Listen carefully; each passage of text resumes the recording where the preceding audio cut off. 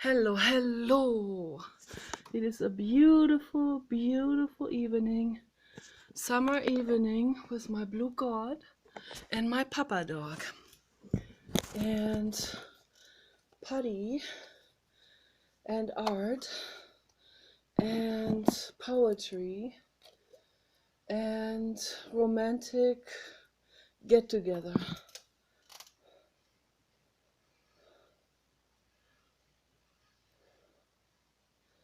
And relaxation. That's the most important thing, is to do relaxation sessions every single day. My dream is to transform the world into a paradise. That is my dream. And I do everything I can in my leverage to bring the world towards that goal. And obviously, I can't do this by myself, so I want other people to do the same thing.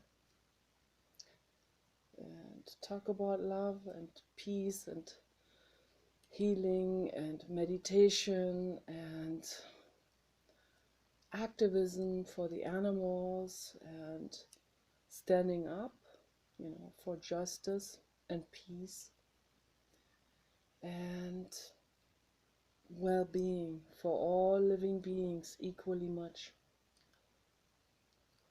So that's what I want everyone to do for this world, for this beautiful planet, and for all the other beautiful planets, for the moon, for the Mars, Venus. Someone said you can live on Venus too, but it is a gas type of planet. So heavy gases, consists of heavy gases. So you could only live sort of like in a zeppelin, like a zeppelin town above the condensed gas atmospheres. So higher up, and much higher up in the, it's not an atmosphere, but it's above the real heavy gas layers. You can be in a zeppelin and live in a zeppelin and listen to Led Zeppelin. Literally, stairways to heaven on Venus. I got some debris got in here. I'm picking this out. Some debris. I don't want debris in here.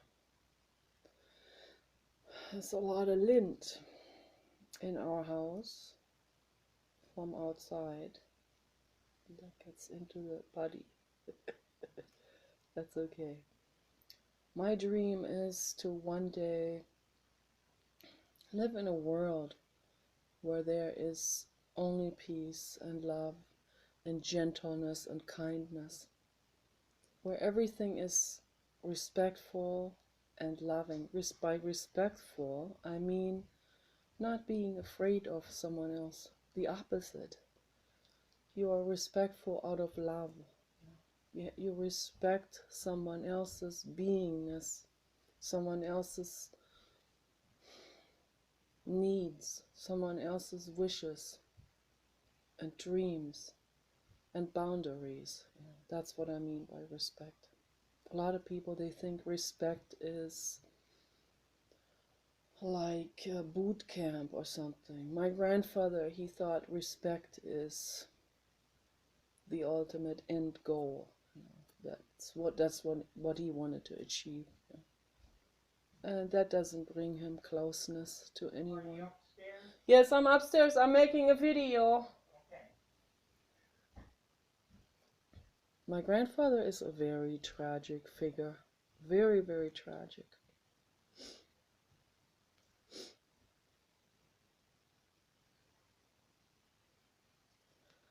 Now, a long time after his death, I finally make peace with him.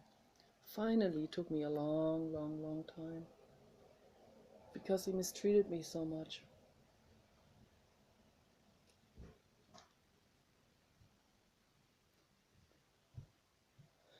He was extremely disrespectful towards females, and he favored my brother over me, of course, and didn't have any kind of respect for my boundaries or my existence and who I am and what I stand for and my art and any of that stuff. He mistreated me real badly. He's hit me when I was a child.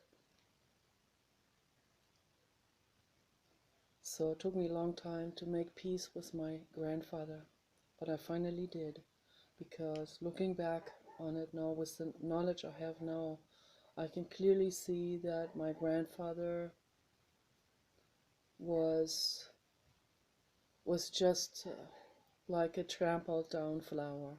That's all he was. He had been trampled down by his father. His father abused him real badly, psychologically and also physically, I think. Back then they always mistreated their children, also physically. It's really horrible.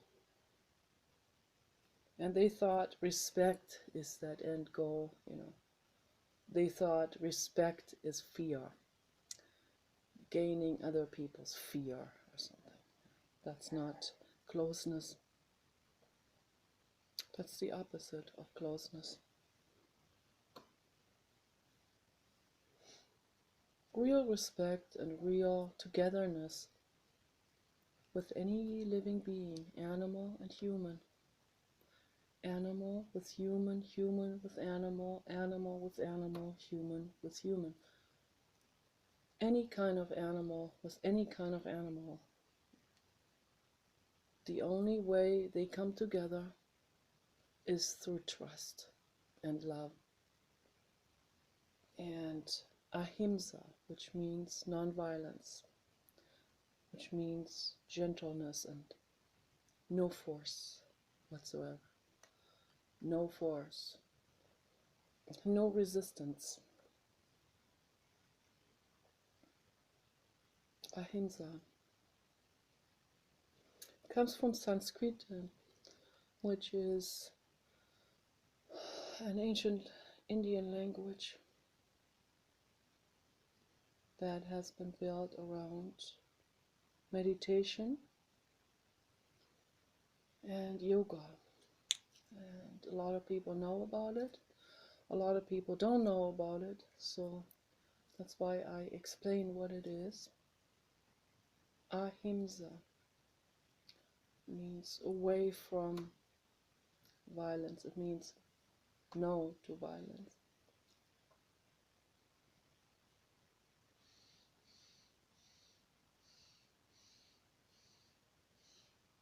A lot of those Sanskrit words have, I don't know whether they migrated, but a lot of those words do bear a resemblance to German and English, any kind of Anglo-Germanic language that is out there. So a lot of the same words with very similar sounding, very similar in the way it's being spelled. So you see the history of the words. That words have migrated together with the nomadic tribes. It's very interesting.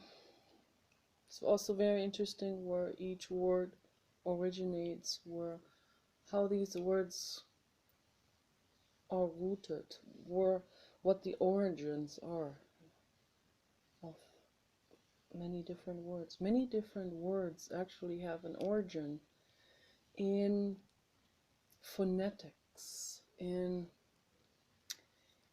just the way it sounds, just the way we hear something, and we hear, like I hear that stellar J, and in Germany we'll call it krächzen. And the word krächzen is translates something to chirping, but more like harping, like a harping type of chirping. That is what crows and jays are doing. And it's not a twittering, not a tweeting. It's not a singing. It's not like the other birds that have more like a melodic sound, like a flute or something. Those have that krächzen. And that word definitely, I mean, that's a phonetic word. That definitely has its roots in how the original, or how very ancient humans, pre-linguistic humans, have perceived the bird sounds, and then they imitated them. And then it became sort of like a pictogram of linguistics. That's how many words got started originally. It's very interesting. Phonetic in the way we pick it up, we hear something in the outside environment and we sort of imitate it, and then it becomes an imitated pictogram. And that pictogram then is used as language, like a universal sort of language, like a linguistic currency almost. And that's also how written language got started, in literally pictograms. The word pictogram is related to picture. So they started to first document certain events in form of just drawings. And then from those drawings, the pictograms came about, where a specific bird became more abstracted, more like, like a stick figure type of painting, more abstracted, but still recognizable in its meaning. And so that's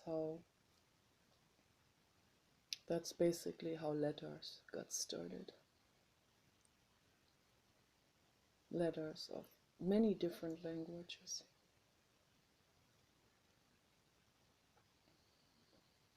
The Asian languages still resemble that.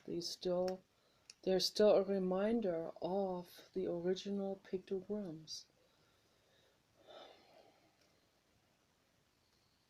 And in the Western world, these pictogram letters have become much more refined and much more abstracted and much more simplified in its graph structure.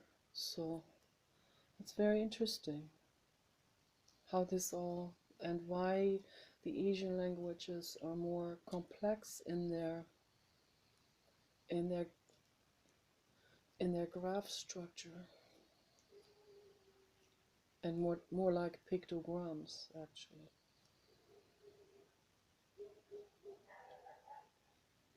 And some languages, like also Arabic for example, still has a resemblance to pictograms.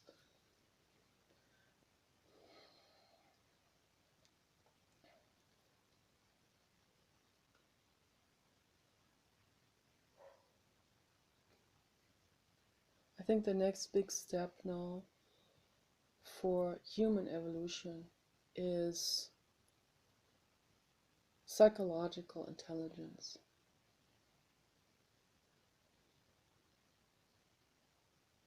More than emotional intelligence. It needs also a large component of self-awareness. That's what needs to happen now. That'll be the next step to take. Many people have started on that journey now, but not the majority. It's only a few people. It's a small percentage of people that have started on that, and maybe I would say less than 1%, maybe 0.5% of humanity has started on that journey. And that's not very many people, and that's very troubling. But it's a start, and hopefully they will teach others, and other people will teach others, and hopefully it doesn't get distorted, and people will start practicing mindfulness and meditation and inwardness. So that's why my goal is to create therapy centers together with all people around the globe. A therapy center that offers free therapy for everyone at all times. That is my ultimate goal and wish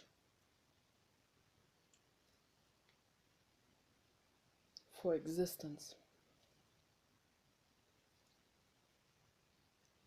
here on this planet and beyond. That's what we have to have. It's a panacea, it is a holistic treatment, and it is a treatment that becomes a lifestyle. And it's not like we do therapy and then at some point, now I'm finished, I am perfected. No, we will never reach an end goal platform or something, it will never happen. But we will climb higher and higher on that healing journey. And that's great. So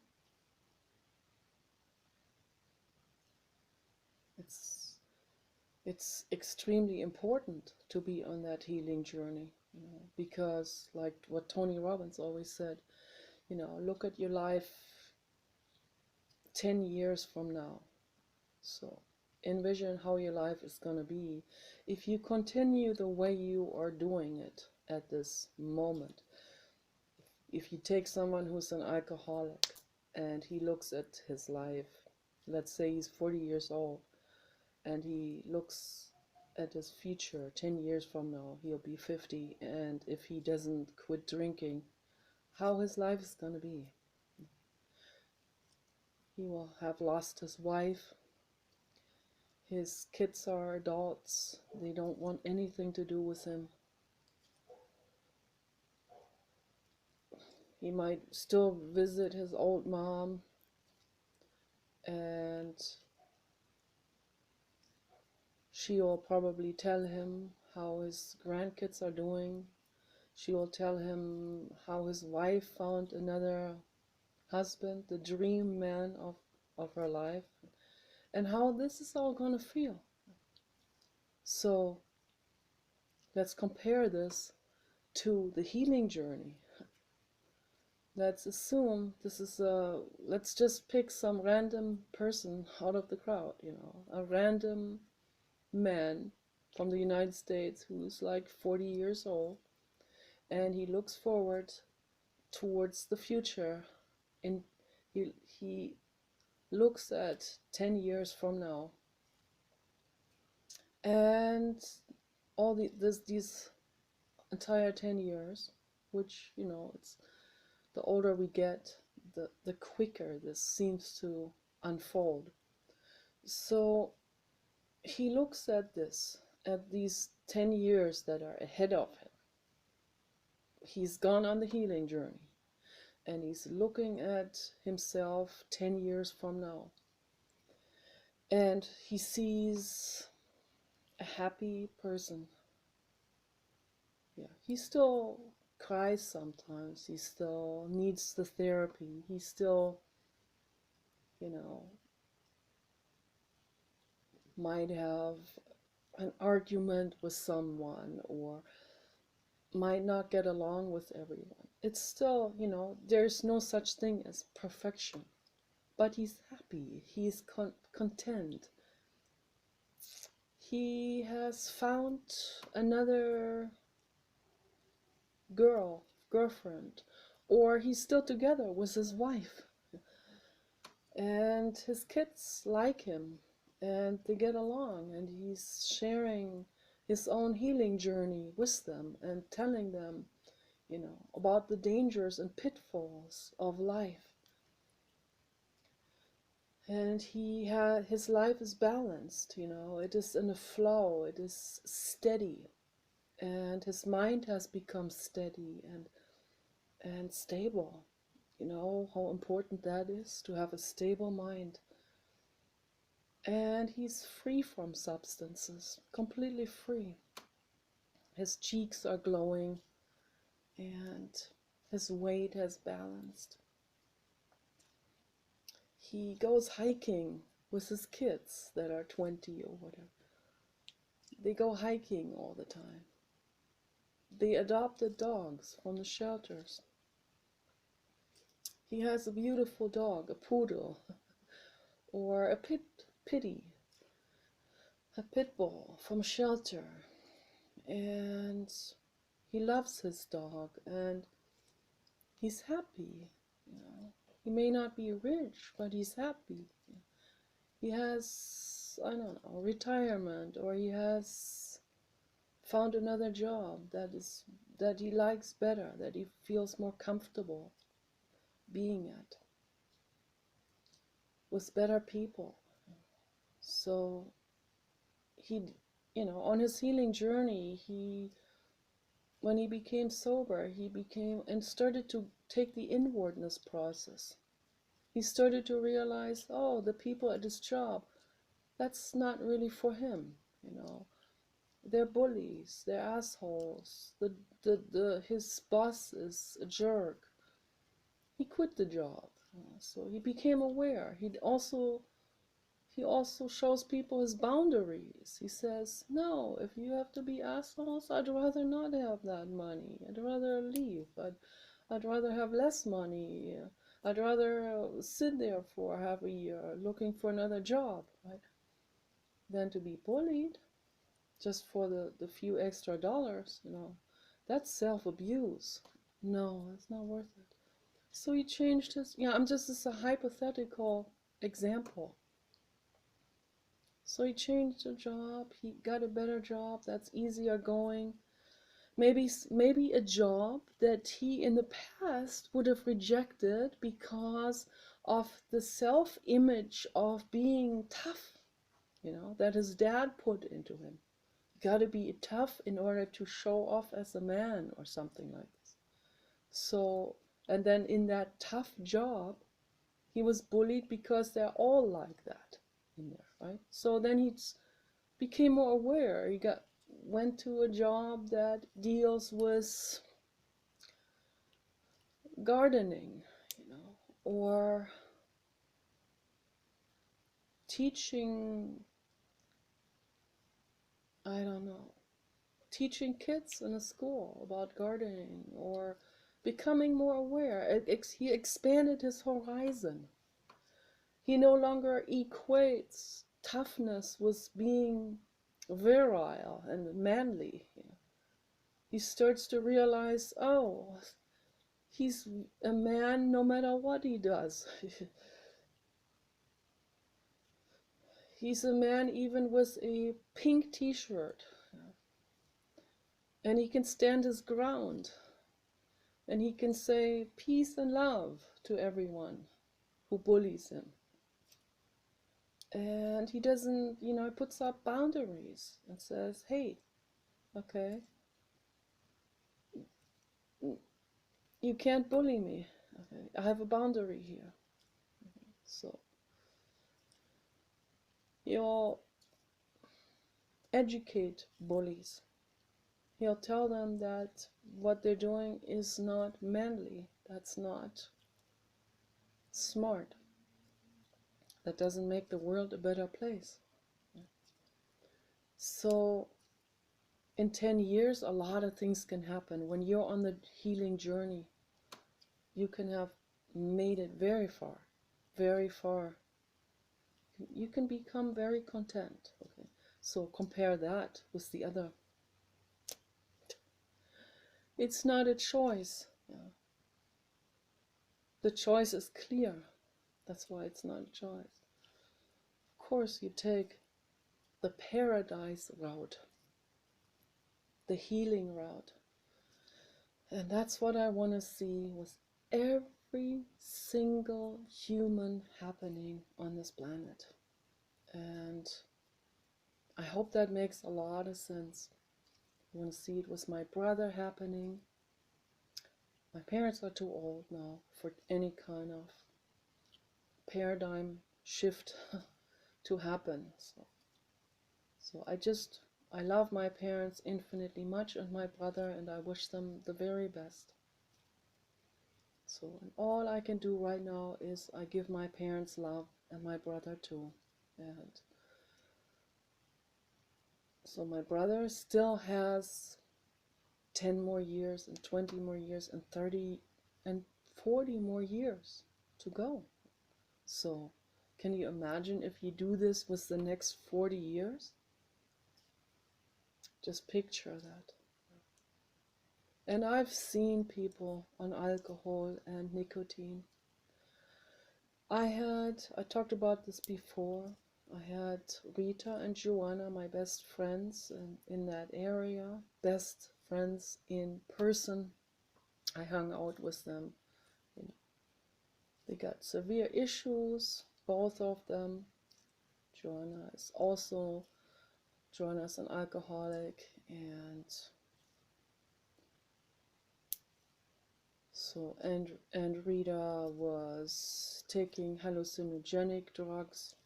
So in that sense, I can't say they were like really close in that way. So because I keep people who are on substances on arm's length, because I don't want any part of that. I don't want to have anything to do with that.